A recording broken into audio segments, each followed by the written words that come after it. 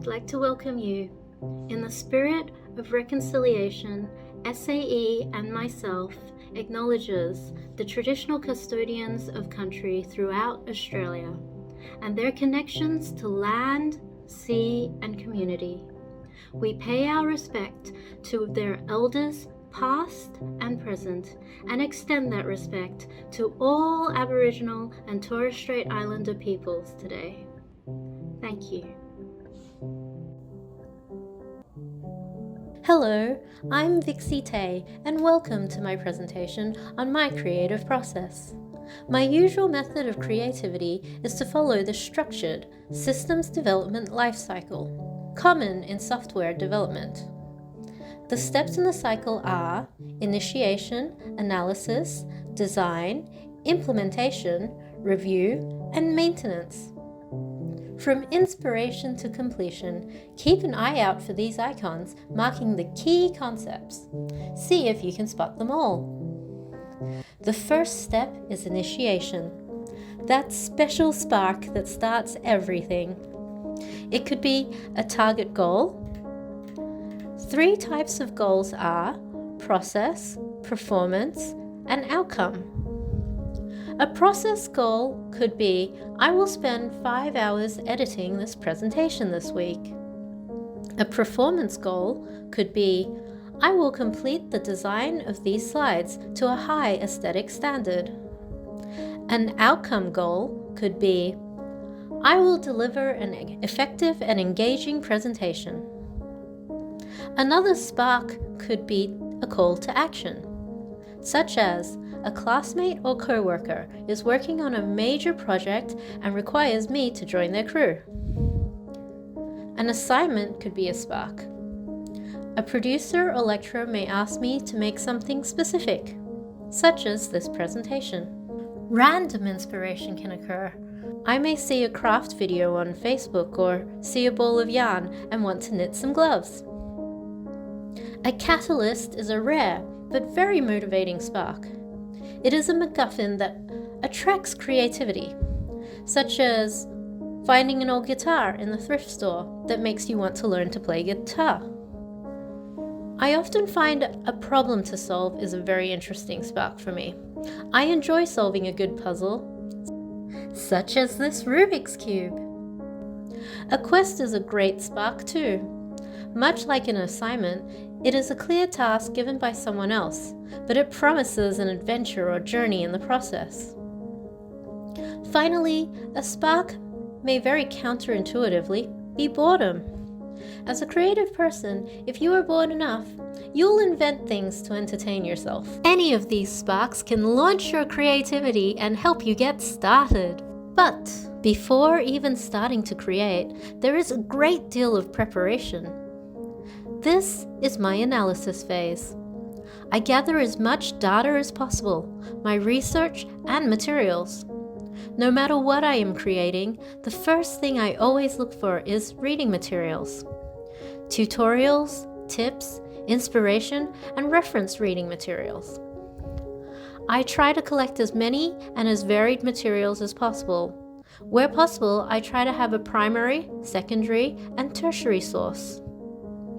This is where I brainstorm and experiment with different ideas and approaches. I then allow these ideas to cook in my mind. I immerse and engage with all the materials through all of my senses. I allow all of my senses to take in the new stimuli and consume the materials. This is when I enter my design phase. I start to plan and structure my creation. I start to organize things and line things up. I try to consistently be in the right place at the right time with the right attitude. When the idea is fully cooked and I've been attending the right places at the right time with the right attitude, then I enter the implementation phase. This is where all the action takes place. This is go time. This is when we hit record on the camera. When the show goes on, when it is all happening. Finally, I enter the phases of reviewing and maintenance. This may be in the form of waiting for an assessment result, or entering the completed film into festivals. This might be updating a website journal entry. As you can see, my original creative process is quite structured. Pace myself, persevere, and communicate clearly. These are the areas for refinement. I have identified a few areas where I can improve my process. Firstly, do not get overwhelmed. A little fish known as a piranha can eat a whole elephant in a frenzy of tiny little bites. Be like a piranha and take things one tiny bite at a time. Secondly, perseverance. Never give up. Never surrender. Just keep chipping away at it. It will all eventually come together. Thirdly, communicate clearly. Be brave and ask others for help when needed. Furthermore, I plan to incorporate the following strategies to improve my creative process. This is my 4R plan. Reassess my work. Rescue parts that can be salvaged. Release and let go of things I cannot change, save, or control. This particular element has proven to be quite challenging. And finally, reforge. Take the things that already exist and remake them better. Additionally, I plan to address distractions with a positive attitude. In the past, I became frustrated when I encountered distractions. I saw them as an impediment to my progress.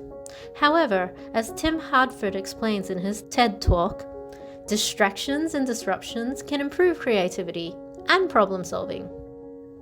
It is easier to think outside the box if your box is full of holes. Embracing these distractions as part of the process allows me to incorporate them in my creations. They provide extra materials and stimuli to work with. Although this can still initially be uncomfortable, understanding that is part of the process and an important step to improvement. I am learning to trust the process by embracing my distractions. I was able to apply this to a recent project where playing World of Warcraft sparked an idea for developing a documentary. Applying these enhancements to my creative process has reignited my passion and allowed me to explore new methods. The obstacles and distractions I had previously thought were holding me back, in fact, became new materials to incorporate into my creations. Much of the work that has not been robust enough to survive the setbacks were culled. I was forced to explore new avenues, software, and tools to continue my work. I gained a lot of new skills in my journey, and it ultimately made a better creation. From this, I discovered the three main areas of creation are inspiration, knowledge, and hard work. When combined, one starts to experiment with new ideas and find solutions that can be distilled into creation. This very presentation was completed by embracing the disruptions caused by COVID. Through perseverance and exploring new software and approaches, this presentation was made possible. It is vastly more aesthetically pleasing and consistent than the two original drafts. Although I am disappointed some original ideas didn't make it into this presentation, I must admit this is a great improvement from the one that was lost. Additionally, this reflection demonstrates how applying the principles I learned are effective. Finally, and most importantly, this presentation could be completed and submitted. It all finally came together. It has been quite the journey from beginning to the very messy and challenging middle, with a great deal of disruption. But here we are at the end, where, upon reflection, the perseverance saw us through to completion. Now, it is very important to remember to save and submit. Did you spot all the icons? Thank you. And if you have any further questions, I can be contacted via the following links. Have a great day!